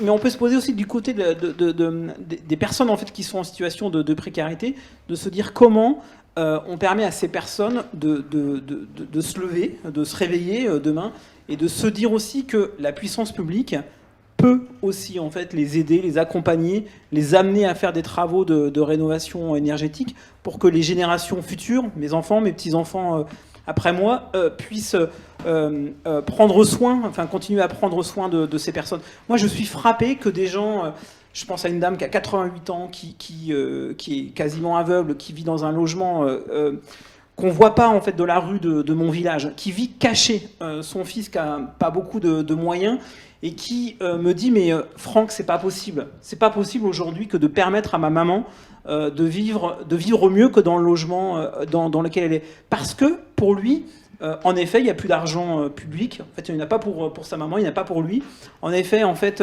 techniquement il n'aura jamais en fait accès au dispositif, au mécanisme qui pourrait permettre en fait à sa maman de mieux vivre. Et pourtant aujourd'hui, c'est possible. La technique, elle existe. Les matériaux biosourcés, fibres de bois, ouate de cellulose, ça existe. L'argent public, il y en a. Enfin, moi, je pense qu'il y en a énormément. De l'argent, en fait, des systèmes de certificats d'économie d'énergie, de dispositifs où les fournisseurs d'énergie amènent des financements, il y en a. Donc, le problème, c'est la complexité pour permettre à des personnes qui sont en situation de précarité de faire 11, parfois à 12 dossiers de financement pour lesquels en fait on demande en plus une adresse mail, en fait un ordinateur pour pouvoir déposer son dossier MaPrimeRénov par exemple. Alors là je ne vous parle même pas de précarité numérique pour un certain nombre de familles. Donc voilà, on peut aussi se poser la question du changement de regard, de capacité en fait des personnes les plus modestes à s'indigner, parce que on parlait des locataires, mais je pense qu'il y a beaucoup plus de propriétaires qu'on ne l'imagine dans le milieu rural, qui sont cloîtrés, j'ai envie de dire, dans leur logement et qui se disent j'ai honte, mais je n'ai pas le choix en fait de vivre autrement que ce que je vis dans mon logement. Et il faut arriver à susciter cette question de l'accessibilité en fait pour ces personnes de ce qui existe en fait aujourd'hui. C'est aussi la capacité, à mon avis, d'indignation, de colère, de se dire on peut créer les bonnes conditions pour elles. Est-ce que quelque part c'est si étonnant que ça, que ces populations qui sont un peu isolées n'aient pas forcément conscience ou n'aient pas forcément la connaissance de ce qu'elles peuvent mettre en œuvre pour améliorer par exemple les performances énergétiques de leurs bâtiments? Enfin, quand on voit par exemple que, je sais pas, je prends un exemple sur le quinquennat récent, mais une des premières mesures qui a été prise, c'est de supprimer l'ISF, enfin de le convertir en impôt sur la fortune immobilière. C'est une mesure qui s'applique automatiquement pour les ménages riches, ils vont bénéficier directement de l'exonération fiscale, alors que les foyers les plus modestes, quand ils doivent mettre en œuvre ce type de démarche, ils doivent eux les faire, ces démarches-là, et c'est toujours plus compliqué. Il faut aller chercher les papiers. Est-ce que c'est du coup étonnant qu'ils soient parfois perdus dans ces démarches-là? Et puis sur le plan symbolique, est-ce que c'est pas aussi normal qu'ils aient l'impression que le système économique parfois les laisse un peu de côté par rapport à des populations plus privilégiées qui bénéficient plus fortement des mesures économiques? J'ai envie de dire la télévision aide à penser ça, enfin, ou en général les médias, ce que les gens se voient en fait des médias. La complexité en fait fait aussi qu'aujourd'hui les gens se disent de toute façon il y a une forme de résignation, j'y arriverai pas, j'ai pas les moyens, je suis pas entouré, ou j'ai pas les connaissances, ou j'ai pas les compétences. Et donc du coup c'est ce qu'on fait croire probablement aux gens qu'il y a une certaine fatalité en fait pour elles, alors que voilà, donc du coup c'est vrai qu'il y a une espèce de fossé qui se creuse entre probablement les plus riches en fait et les plus pauvres, mais on le paiera tôt ou tard. Et comment on le réduit ce fossé justement, peut-être Gilles? Mais je crois que la question se vit un peu différemment en fonction des types de personnes. Effectivement, vous avez des gens notamment qui ont beaucoup alimenté les gilets jaunes. Certains étaient des gens les plus en difficulté, mais beaucoup étaient des gens en difficulté et en peur de plonger. Là, quand on parle des gens, pardon du terme technique, mais premier ou deuxième décile, enfin, on va dire des gens qui sont à moins de 10 euros par jour et par personne, Le sujet, c'est pas ça. Qui est des riches, etc. Franchement, on n'entend pas grand-chose. La question, c'est comment je remplis le frigo, comment j'ai froid, comment les enfants... Parce qu'il faut voir les résultats qu'on a quand même. Il est compris les familles qui accompagnent Réseau Ecohabitat, mais on pourrait parler de Dorémy, des compagnons bâtisseurs, de tout un ensemble d'organisations. Mais vous avez des résultats mais hyper spectaculaires. Évidemment, les gens ont chaud. Premier résultat, la santé. Santé des enfants. 40% des enfants chez les plus grands précaires sont plus allergiques que les autres, etc. Les résultats scolaires. Et puis vous voyez que le père qui était au chômage, ben, sa famille a chaud, il se sent mieux, ben, il retrouve du travail. Mais il y a le gain social. Et là, on peut rentrer, on rentre dans une réalité où on peut commencer à être envieux, à être en colère, etc. Quand vous êtes en difficulté, je pense à une famille que tu connais aussi, c'est cette femme de Bali qui est seule avec 3 garçons. Son obsession le matin, c'est comment elle va nourrir, comment les services sociaux vont permettre de donner des vêtements, comment les gamins vont faire leur travail d'école. On est dans une problématique quotidienne où je ne vois pas tant de colère que ça. La question, où il y a un élément qui pourrait mettre en colère, ou en tout cas qui crée de la désespérance, c'est qu'un pays comme la France ait ce genre de problème. Quand Emmanuel Béard a commencé à travailler avec nous, Emmanuel Béard, c'est quelqu'un qui a été 15 ans à l'UNICEF comme ambassadrice. Hein. Elle était en Asie, en Afrique, etc. Elle est sortie d'une maison. Elle a dit mais Gilles, mais je ne savais pas que ça existait en France. C'est ça, là, il y a un sujet, c'est inadmissible, et je reproche rien à qui que ce soit, ni aux politiques, s'il y a une responsabilité, elle est collective. Comment c'est possible d'avoir des situations comme ça en France? Il y a de l'argent de l'État, l'argent des entreprises, des certificats d'économie d'énergie, les collectivités locales, etc. La question, c'est être capable de regarder près de chez soi, et s'il y a un appel à faire, c'est regarder autour de vous. Les gens les plus en difficulté, ils ne vont pas voir les services sociaux. Ils ne sont pas accompagnés. Il faut aller chez eux, grâce au secours catholique, au secours populaire, au CCAS, etc. Donc la première question, c'est aider, et ensuite on est capable de le faire. Mais ce n'est pas parce qu'il n'y a pas d'argent, c'est juste qu'on n'a pas l'ingénierie sociétale. Et là, il faut taper sur personne, il faut juste faire des alliances, se mettre autour de la table et travailler ensemble. Et je crois que c'est aussi un des enjeux des RDD, c'est comment on va créer ces alliances-là. Et là, je reviens aux ODD et encore à l'ODD 17. L'ODD 17, c'est pas les Nations Unies qui votent des grands trucs. Non, c'est le quotidien. C'est quelle alliance on fait, comment le chef d'entreprise, souvent qui est disposé à le faire. La question, c'est aider les gens à comprendre ce qu'ils peuvent faire, aider à comprendre que c'est possible. Parce qu'on s'affronte quand même à des choses, ce que disait Franck tout à l'heure, les gens ne pensent pas que c'est possible. On ne va pas y arriver, c'est quand même ça. On n'est plus à l'ère des climato-sceptiques et tout ce qu'on veut. On est à l'ère des gens qui sont des aquabonistes. De toute façon, on n'y arrivera pas. Notre enjeu prioritaire, c'est de dire, regardez, on peut y arriver. Et où on aurait envie qu'il y ait plus de place, y compris dans le plan de relance, etc., sur la rénovation énergétique, parce que ça, on peut le régler. Quand on a écrit un scénario, on l'appelait « Sortir 1 million de personnes de la précarité énergétique ». Le mot le plus important, c'est « sortir ». C'est fait. On passe à autre chose. Et là, il faut qu'on soit capable de travailler ensemble. Jean-Pierre, peut-être juste avant de vous donner la parole, Julien, Jean-Pierre, pour compléter sur ce sujet des alliances, de comment on fait travailler ensemble les différents acteurs pour porter des solutions qui vont permettre de réduire ces fractures sociales et écologiques. Vous avez un mot à rajouter ? Je suis profondément d'accord avec ce qui vient d'être dit.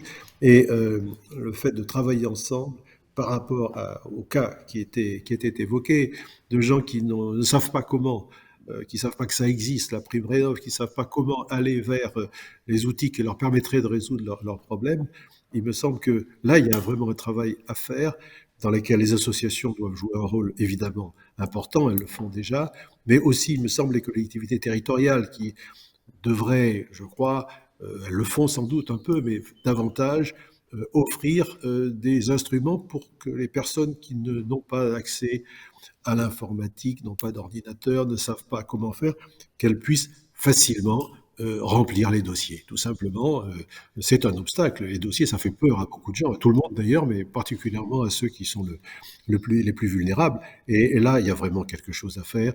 C'est vraiment une prise de conscience qui doit, je crois, se faire sur le terrain, entièrement sur le terrain. Et ça, c'est un travail de tous les jours, mais il faut le faire vraiment très très vite et à grande échelle. Julien, vous vouliez réagir aussi sur ce sujet? Oui, alors pas tant sur vraiment les plus pauvres, où effectivement je pense que vous avez dit l'essentiel. Moi, on va dire sur les classes moyennes inférieures, donc qui ont été le gros bataillon des Gilets jaunes.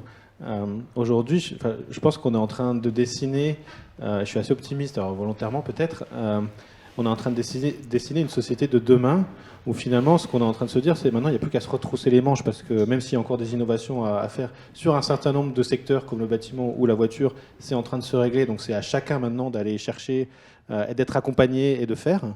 Et je pense que sur les Gilets jaunes, pour revenir à eux, il faut qu'on arrive à construire un discours où on leur montre que ces actions-là qu'on va leur demander de faire, d'isoler leur maison en les accompagnant, changer leur pratique de transport, ça va réduire leurs dépenses préengagées.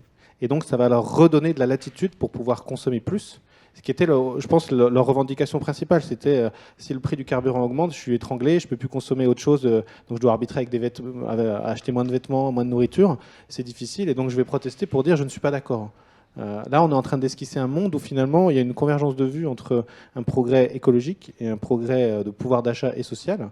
Il n'y a plus qu'à faire sur pas mal de secteurs. Il y a encore quelques secteurs où ce n'est pas le cas.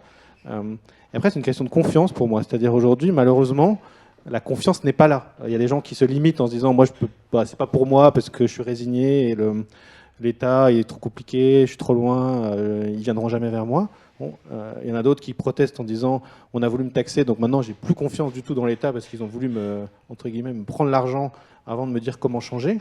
Voilà. Mais ça peut changer. La confiance, l'enjeu pour moi, c'est comment on crée une société avec un projet où on se dit on va tous faire des efforts. Et pour revenir sur l'exemplarité des plus riches, je pense et des dirigeants, que ce soit les dirigeants d'entreprise, les dirigeants politiques ou les personnes qui vraiment sont les plus aisées, aujourd'hui c'est des gros prescripteurs d'opinion.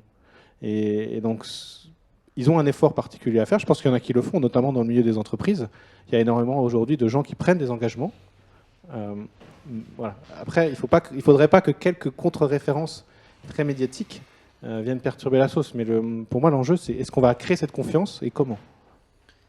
Je suis vraiment en fait d'accord avec vous. C'est-à-dire que de toute façon, on voit bien, on n'a pas le choix. Réchauffement climatique, pour moi, c'est aller devant un mur. Donc, c'est soit je vais prendre des Doliprane ou des antidépresseurs parce que le monde ne sera pas beau demain, soit je fais le choix en fait de dire que on a les moyens et il y a les moyens aujourd'hui en fait pour arriver en fait à aller de l'avant.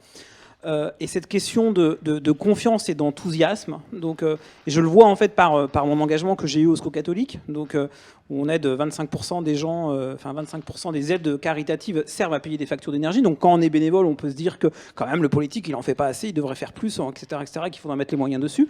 Quand on est politique, on se dit ouais quand même les entreprises elles exagèrent un peu en fait, elles n'utilisent pas toujours l'argent public en fait pour faire des bons travaux de qualité, etc.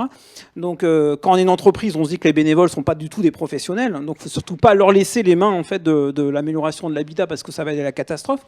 On voit bien qu'on a trois silos là parmi pour les gens en grande difficulté, les associations caritatives, le politique, les entreprises, et ces trois silos sont quand même vachement pas faciles en fait à un peu décloisonner pour recréer de la confiance dans des dispositifs, dans une mise en action opérationnelle où on se dit que le bénévole, le citoyen, il a sa place en fait par rapport aux gens en grande précarité, que le politique, il en faut parce qu'il faut aussi quand même dessiner des politiques publiques qui aillent vers les personnes qui ont le plus besoin. Et de toute façon, on a aussi besoin des entreprises, de l'artisan en fait du bâtiment local pour faire des travaux en fait de qualité.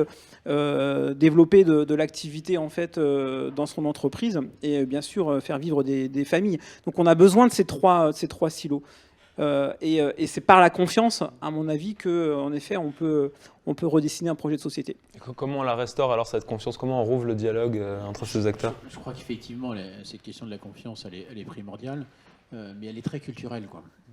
Et une grande difficulté, c'est qu'on a complètement changé notre système de pensée. Je crois et notamment pour revenir sur les questions de l'énergie, pardon de revenir sur mon grand âge, mais moi j'ai appris au lycée que le pétrole c'était super. que même les métiers d'avenir, c'était l'aventurier qui allait découvrir du pétrole. Mais on restait complètement sur l'époque cow-boy, quoi. Mes gamins, et dans un contexte particulier de pauvreté d'accès à la culture. Moi, j'étais loin de pouvoir acheter tous les livres que je voulais lire. J'ai un fils et il a toujours 10 000 bouquins sur son téléphone. Il ne lit plus que sur son téléphone. Et là, il y a cette transformation-là. Et pour revenir sur le sujet de l'énergie, aujourd'hui, le talent qu'on valorise au lycée, en enseignement supérieur, c'est l'efficacité. C'est comment gérer. Alors, qu'est-ce qu'il y a derrière tout ça ? Il y a une société qui a complètement basculé sur sa structure même en l'espace de 20 ans. Or, en fonction de l'âge que vous avez, des études que vous avez faites, vous avez forcément une influence culturelle. Vous avez forcément des gens qui raisonnent différemment. Les gamins aujourd'hui, la génération, moi j'appelle ça la génération gaming, la génération qui est née avec le siècle, ils sont quand même plus de 2 milliards sur l'échelle de la planète et nés au 21e siècle. On oublie ça, qui sont dans une culture internationale. Ces gamins-là, ils ont tous conscience de la réalité écologique, plus ou moins dans les comportements, etc. Mais toute cette approche-là, pour elles, elle est native. Alors que des générations, plus elles sont vieilles, en majorité, je ne parle pas de tous les gens qui sont autour de cette table qui, évidemment, ont adapté leur comportement, mais changent au fur et à mesure. Et ça crée de la complexité. Et ça ne peut marcher qu'avec une confiance. Et c'est la grande inquiétude que j'ai en ce moment, comme toujours quand on est en campagne, surtout présidentielle, c'est que la période présidentielle amène de l'opposition et de la tension et de l'exagération sur les points de vue, et ce n'est pas une bonne période pour mettre en place pour nous des chantiers. Donc il faut aller très très vite en ce moment pour qu'on engage un maximum de choses, mais parce que la culture ancienne de la télévision, qui est la culture quand même dominante, c'est une culture d'opposition. Et c'est la culture de beaucoup d'écologistes d'ailleurs, dont le premier job, ça a été de s'opposer. Or, aujourd'hui, imaginez, nous, dans la même association, on a des associations qui sont du social, de la grande précarité, de la misère, avec des associations écolos. Ce n'est pas du tout la même mentalité. Mettez par là-dessus des start-up et des grands industriels, des petites communes rurales et des grandes métropoles, des agences d'État. Eh ben oui, mais il faut qu'on est là pour travailler, pour apprendre, et surtout, ça prend du temps, et ça veut dire que, quand on disait tout à l'heure, il faut financer le reste à charge chez les plus grands précaires, il faut aussi financer l'accompagnement, parce que tout ce travail de fluidification sociale, d'organisation, ça demande du temps, ça demande de l'argent, et ça demande de la compétence. Personne n'est formé à ça. Nous, on est en train d'inventer un nouveau métier, ensemblier solidaire. C'est des gens qui sont capables à la fois d'accompagner socialement, techniquement, en ingénierie financière, en comportement, en santé. Mais ils sont où ces gens-là ? On est en train d'inventer un métier en espérant qu'on va pouvoir le développer à grande échelle. Mais c'est vraiment une mentalité complètement différente. Cette reconnaissance-là de ce métier de tisseurs de liens, médiateurs sociaux, enfin, pilotes, j'en sais rien. Mais en tout cas, ça demande une dimension culturelle, une compréhension des gens, une sociologie qui est finalement extrêmement rare dans la société. Et ça, il faut qu'on en fasse une priorité. Notre société, elle va évoluer parce qu'on a, je vais appeler ça des tisseurs de confiance, mais qui en réalité sont des gens qui mettent de l'organisation, qui créent de l'écoute. Et il faut faire reconnaître ce métier-là. Est-ce que c'est des compétences qu'on commence à enseigner à Centrale, ça, Hervé, peut-être ? Tisser des liens entre des écosystèmes qui ne se parlent pas assez ? Ce qu'on enseigne à Centrale, c'est effectivement d'être capable de parler à beaucoup de gens. Donc de prendre en compte les problèmes dans leur complexité, qu'elles soient humaines, sociales, économiques, techniques, voilà. Et que tout ça c'est important. L'ingénierie financière, c'est des systèmes importants. Les conséquences des actes à court et moyen terme sont aussi des choses qu'on essaye d'enseigner aux étudiants. C'est-à-dire que à chaque fois qu'on prend une décision, qu'on fait quelque chose, derrière il va y avoir des conséquences. Il faut essayer de les évaluer avec tout l'incertain qui va. Donc il faut essayer de quantifier l'incertain et essayer de faire au mieux dans cet incertain. Donc c'est effectivement des choses qu'on veut développer chez nos ingénieurs à Centrale Supélec. Allez-y Julien, puis après on va essayer de regarder un peu les questions qu'on a en live. Pour revenir sur le sujet de la confiance, je pense que le mouvement il est quand même pris globalement. Il y a plus, moi je connais personne, j'ai formé quelques élus locaux. Les élus locaux, ils sont tous hyper sensibilisés à la question. Je pense que les associations aujourd'hui sur le terrain, elles sont très sensibilisées. Je pense que pour l'État, et alors j'ai bon espoir quand même que dans les campagnes présidentielles, on parle quand même un peu de ces sujets-là. Donc on va encore, je pense, avoir des propositions des candidats pour aller un cran plus loin. Il y a juste quelque chose qui, moi, me frappe et un écueil dans lequel je pense qu'il faut essayer de ne pas tomber. C'est, je le caricaturer, j'appelle ça l'affaire, si je reprends l'affaire du siècle. C'est des gens qui font un procès à l'État pour dire c'est la faute de l'État, le climat est foutu, c'est de sa faute, c'est à lui de faire plus. Je pense que si on tombe dans ce genre d'écueil, on a le droit d'être indigné, de dire il faut que l'État fasse plus, mais si on commence à s'attaquer les uns les autres en justice pour dire c'est de la faute de tel pays par rapport à tel autre ou de telle génération sur telle autre, on recrée de l'antagonisme, on ne recrée pas de la confiance, mais on rejette la responsabilité sur les autres et on se défausse de sa propre responsabilité. Et je pense qu'il faut qu'on s'extrait de ce mouvement-là en étant plus dans le... On a le droit d'être dans l'indignation et à vouloir plus, mais en respectant les gens et en évitant de perdre du temps dans des procès ou dans des attaques publiques qui font perdre beaucoup de temps et beaucoup d'énergie. Jean-Pierre, peut-être un dernier mot sur ce sujet de la confiance et de l'invective. Voilà, est-ce que vous avez quelque chose à rajouter là-dessus avant qu'on passe aux questions? Oui. L'alliance des acteurs sur le terrain, comme ça a été déjà évoqué, c'est absolument capital. Et je voudrais prendre l'exemple d'une innovation sociale dans un domaine qui n'est pas celui de la transition, mais c'est l'expérience en train de réussir des zones dites zéro chômeur de longue durée, où des associations, des collectivités territoriales, des personnes s'engagent pour offrir des emplois à des chômeurs qui étaient en grande difficulté. Ça a été, je crois, lancé par l'association ATD Quart Monde, si je ne me trompe pas, la fondation ATD Quart Monde plutôt, et ça marche. Et c'est typiquement le genre de choses, le genre d'actions sur lesquelles c'est des gens de terrain qui disent ensemble, on va y arriver, et les gens concernés réagissent. Et je crois que c'est un très grand succès. Il faut faire la même chose dans les domaines que nous venons d'évoquer. Merci beaucoup. Je vais essayer de prendre quelques questions qu'on a eues en live. On a Monsieur Dulis qui nous demande en quelque sorte, est-ce que la politique de justice sociale ou de cohésion sociale, c'est pas un peu la mère de toutes les réformes, celle à laquelle il faut donner la priorité pour pouvoir faire la transition écologique? C'est un peu le sujet qu'on évoque depuis tout à l'heure, mais est-ce qu'il ne faudrait pas, avant de se dire on va commencer à embarquer les gens dans les efforts de transition, déjà faire une vraie réforme pour réduire la fracture sociale? Peut-être pour répondre très brièvement à partir de mon livre, de deux valeurs cardinales que je propose dans mon livre, c'est la résilience et la cohésion.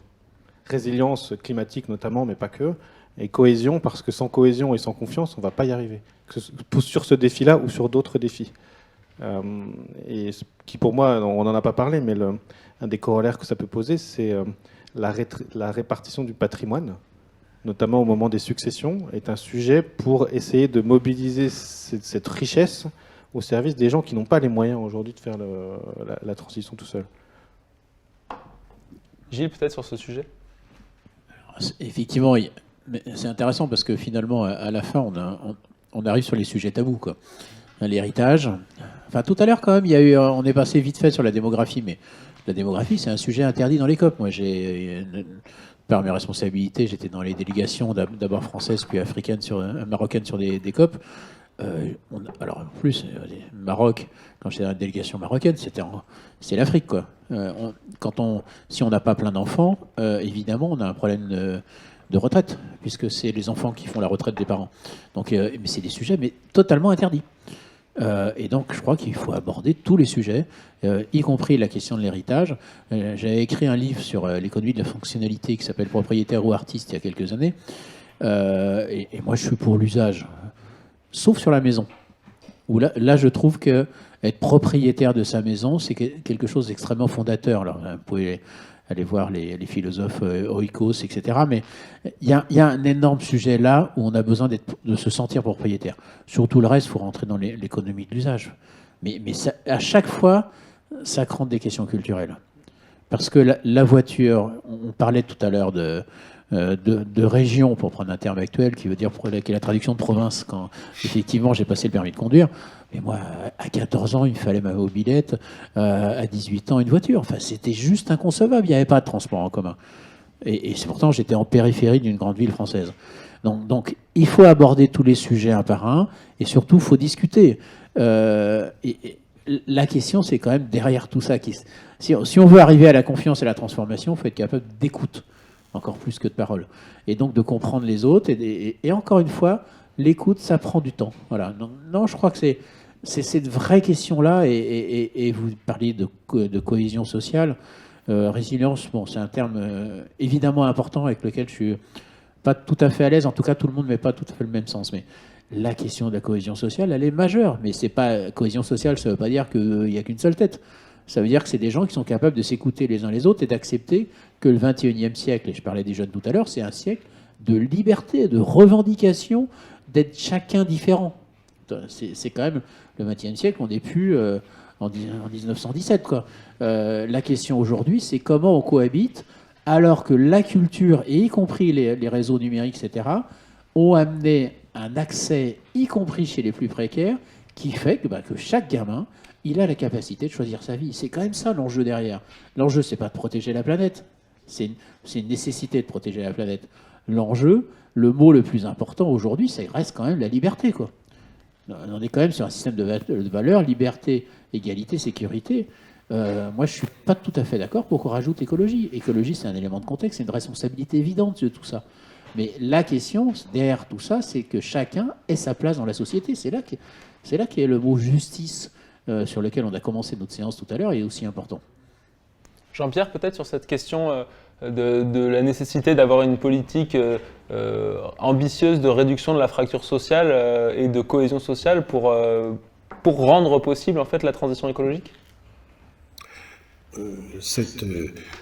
Cet objectif d'une meilleure justice sociale, de lutter contre la tendance qui s'est développée depuis 20 ans, d'accroître les inégalités de richesse, de patrimoine, de revenus, tout ça me paraît absolument s'imposer. Cela dit, il ne faut pas en faire le préalable absolu, il faut être pragmatique et il faut quand même avancer. Il faut avancer sur tous les terrains, au plan international, au plan national, au plan local, mais il faut avancer en même temps sur la transition, une transition juste, une transition équitable, sans attendre que tous les lendemains chantent sur tous les plans, parce que sinon, dans 20 ans, on sera encore.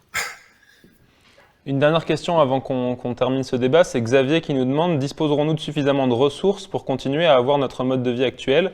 Sinon, n'est-ce pas notre mode de vie et notre modèle de société que nous devons revoir? Une question qui se pose particulièrement quand on parle d'inégalité, puisqu'il y a évidemment certains modes de vie qui sont plus prédateurs pour les ressources et la planète que les autres.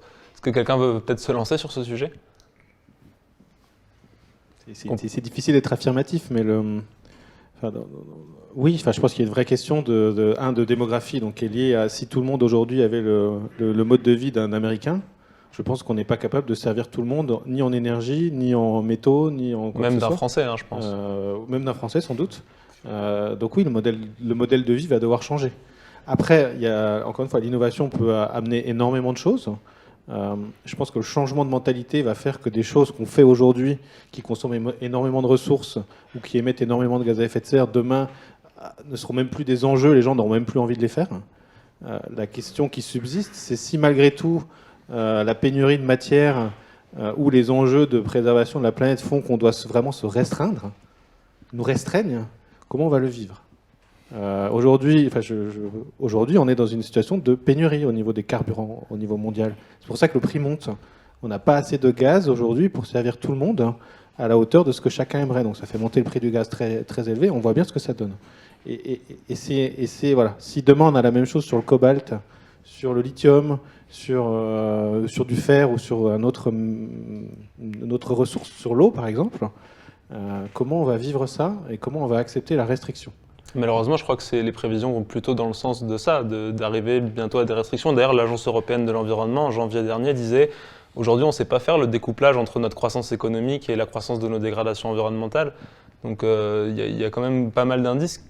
Il y en avait déjà dans les années 70 avec le rapport Meadows, mais qui pointent vers ça. Est-ce qu'on ne devrait pas s'y prendre dès aujourd'hui, de se dire on va arriver à des murs? Aujourd'hui, il y a un découplage effectif entre le PIB européen, si on prend cette métrique-là, et l'empreinte carbone européenne. C'est pas ce que dit l'Agence de l'environnement. Il y a quand même eu un léger européenne. découplage. Mais est-ce que c'est pas parce qu'on a délocalisé nos émissions en Chine, tout ça? Non, en Chine ou sur, ailleurs. sur l'empreinte carbone, donc qui inclut justement les flux transfrontaliers, pour moi, il y a eu une stagnation de notre empreinte carbone, mais comme le PIB, lui, a augmenté au niveau européen, il y a un découplage qui se fait. Je suis un peu surpris parce que c'est il est pas ce que simplement disait pas au bon rythme. l'agence européenne de l'environnement disait l'inverse en janvier dernier dans un rapport qu'elle a remis, mais bon, c'est peut-être une différence d'interprétation des chiffres. Après, ce qui est sûr, c'est qu'on n'est pas au bon rythme et qu'en plus, Ouais, l'Europe de toute étant le continent le plus vertueux, si nous, on n'est déjà pas sur le bon rythme, ça veut dire que les autres continents, c'est encore plus dur. C'est sûr. Gilles, allez-y. Ce que je trouve intéressant dans la question, c'est mode de vie. Qu'est-ce qu'on met derrière le mode de vie, quoi?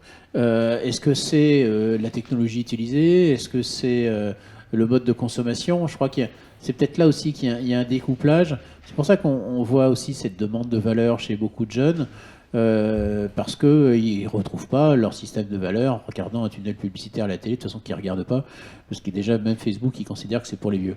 Non, mais, vous voyez, il y a quand même... La question du mode de vie et du mode de consommation sont quand même deux éléments très différents. Ce qui est très clair, c'est que de toute façon, on rentre dans les problèmes de pénurie, du fait du Covid, etc. Le problème qu'on a en ce moment, pardon de revenir sur les questions de travaux chez les exclus, c'est qu'aujourd'hui, vous avez des artisans qui vous garantissent un devis, vous savez combien de temps? 3 jours. Parce qu'on ne sait pas s'il y aura les matériaux, on ne sait pas combien ça va coûter. Et quand on voit ce matin l'augmentation du coût de l'essence, peut-être le premier réflexe, c'est de se dire, tiens, je vais aller faire le plein, etc. Mais nous, on se dit, oui, mais comment ça va influer sur le prix des entreprises qui mènent les travaux? Parce qu'effectivement, c'est vous qui disiez tout à l'heure, de l'énergie, il y en a partout. Dès qu'on achète quelque chose, de toute façon, il y a une dimension énergétique. Et ça c'est un vrai gros sujet. De toute façon, on est en pénurie sur beaucoup de choses. La question, c'est effectivement comment diminuer l'impact physique qu'on a sur les choses. Ça, c'est une priorité absolue. C'est aussi un lieu d'innovation. Mais ça, de toute façon, on est en concurrence. Et la question, ça va être effectivement... on a vécu des problèmes de concurrence sur le masque il n'y a pas si longtemps que ça, où certains pays piquaient à d'autres, etc. Enfin, dans une absence totale de solidarité. Mais comment ça va se passer sur les matériaux? Comment ça va se passer sur les terres rares? C'est déjà le cas, là.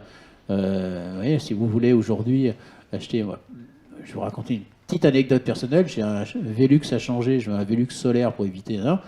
Oui, mais il n'y en a pas parce qu'il n'y a plus de... C'est pas le Velux qui pose problème, c'est la petite puce électronique qui est dedans qui permet d'avoir un Velux électrifié autonome. Donc, mais ça, vous imaginez, ça, c'est un tout petit détail. La question, c'est est-ce on va vers une guerre ou pas des ressources qui va exploser les prix, qui va accélérer le manque de cohésion mondiale? Non, on est face à cet enjeu-là, qui est un enjeu évidemment environnemental, parce que toute consommation excessive d'objets, enfin même pas excessive, d'objets génère des besoins d'énergie, de ressources, de pollution, de CO2, etc. Mais aussi la dimension politique et sociale. Mais aussi le fait que, est-ce qu'il faut être riche pour avoir le droit à tel type de choses? Donc, cette question, elle est probablement insuffisamment abordée, mais en tout cas, et j'espère qu'elle sera dans la campagne présidentielle, et je trouve ça intéressant que tous ces sujets soient traités. Où j'avais une petite critique tout à l'heure, c'est parce que sur le quotidien qui est de construire des projets, des alliances pour faire des projets, c'est pas la meilleure période. Jean-Pierre, peut-être un dernier mot pour conclure, et puis ensuite on va malheureusement devoir s'arrêter car on arrive au bout du temps. Oui, à propos des ressources, il est sûr que globalement, nous consommons plus que de raisonnable. C'est clair, on calcule chaque année le jour où on a atteint la consommation raisonnable, et ce jour devient de plus en plus tôt dans l'année, c'est clair. Alors, il y a quand même une dimension qu'on n'a pas eu le temps d'évoquer aujourd'hui, qui n'était peut-être pas directement au cœur du sujet, c'est l'économie circulaire. C'est quand même une des réponses partielles, mais importantes, qui commence à exister et qui devra se développer d'une manière beaucoup plus importante dans les années qui viennent. Et pour terminer, une interrogation un peu philosophique, il faut peut-être être un peu moins dans une économie de l'avoir et un peu plus dans une économie de l'être, si j'ose dire, si on veut avoir cette solidarité qui était évoquée à plusieurs reprises entre nous, et pour pouvoir faire en sorte que ceux qui n'ont pas beaucoup puissent quand même vivre dans les conditions futures. Merci Jean-Pierre, mais merci à tous. C'était, en tout cas, moi j'ai trouvé très intéressant et très, très constructif. On a terminé en parlant un petit peu de ce qui allait se passer si on se confrontait à des pénuries, peut-être des conflits que ça allait engendrer. C'est justement le thème de la conférence qui suivra aux rencontres du développement durable. Voilà, je vous remercie encore tous d'être venus. J'espère que vous avez pu exprimer les idées que vous aviez envie d'exprimer. Merci encore à Centrale de co-organiser cette journée. Et voilà, on vous retrouve pour la conférence suivante dans quelques minutes. Merci beaucoup.